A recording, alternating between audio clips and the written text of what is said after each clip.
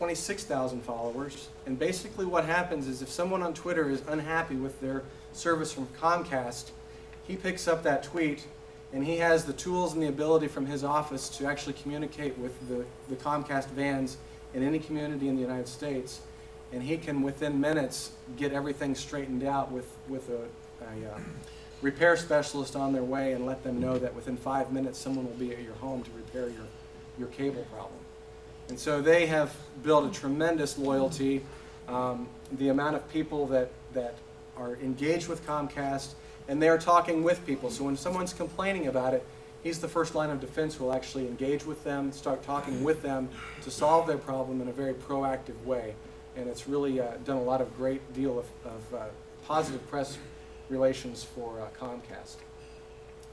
I just have a few next steps now that I would challenge you, if you are interested in this and you're interested in finding out more about how you can engage.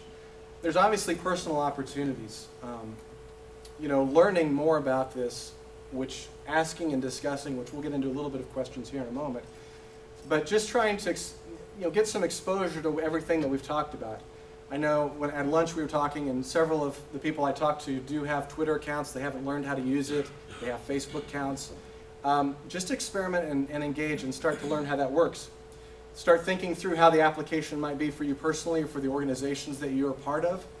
And then just remember the basics, which at the very beginning we talked about: engaging, being authentic, and having a relationship.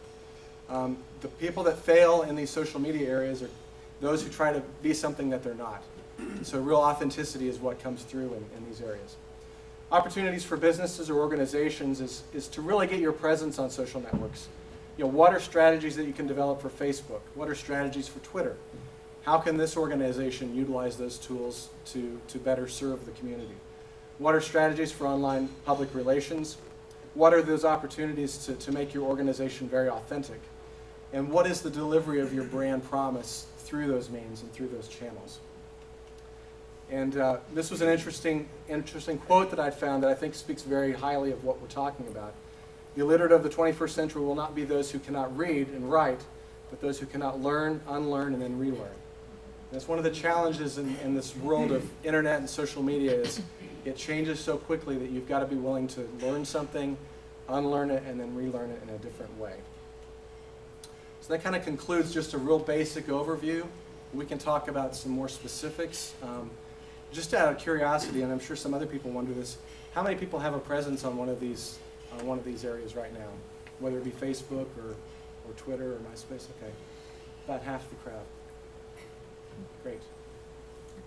Any specific questions that I can answer? Yes?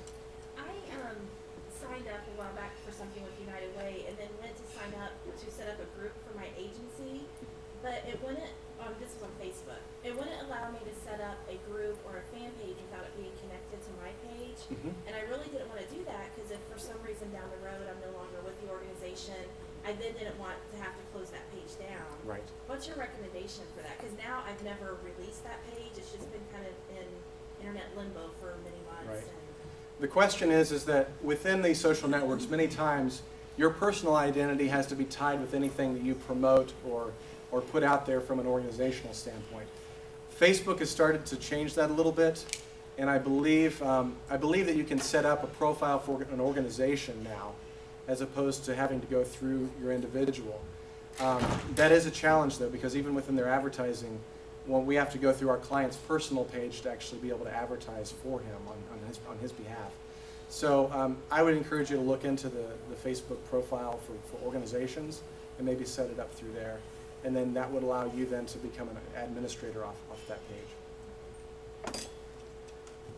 Bart, yeah. Is there a line of demarcation between social and commercial on this, or is it all merged together? It's starting to blend. The question was, is there a demarcation between a personal profile or a business profile? And really, that's where it's starting to blend a lot, because there really isn't a firm designation. You'll find different fan pages, which is the area in Facebook that allows you as an organization to promote your organization or your music or your business, and people become fans of that organization rather than friends. It is rather blurry on people can promote themselves and have fans of themselves. And so the challenge of this is to really kind of create an identity for an organization, but the organizations that do the best have personal identities that support the organization. So my example with Ford and with Comcast, rather than just being Comcast and there's no face behind it, there's actually a person behind Comcast Cares, and his name's Frank Eliason.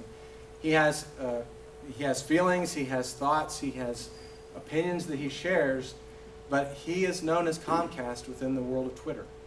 And so the challenge is that if you are going to represent an organization, or you choose to have someone represent the organization for you, that person has to be someone that you can trust and someone that is going to earn the trust of those other people on the internet. So what organizations are finding is that they can't just throw anyone within this social media sphere. A lot of the failures have been when large corporations have just hired an intern to run their Twitter page, and it blows up in their face. They don't have the maturity to engage with people the way that they should. And there's also been mistakes in when public relation firms or advertising agencies who don't understand the space have been hired to just go in and manage public relations as they would with newspapers. It's a different world. There are no backdoor relationships and handshakes and hush-hush behind the table. Everything is out in the open. And so being able to have that understanding and be able to know how to navigate that is really important. And so the personal and the business kind of go hand in hand.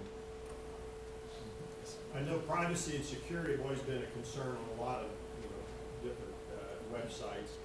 And I heard that Facebook had been the most secure, and I saw on the WIS Channel 8 a couple of weeks ago that some guy was looking on, I'm not sure what it was, some picture of his wife, just a normal picture, not provocative, Right. used as advertisement for a singles kind of club. Right. And that was from Facebook. So they were saying, make sure you go a little deeper on the privacy checks on there.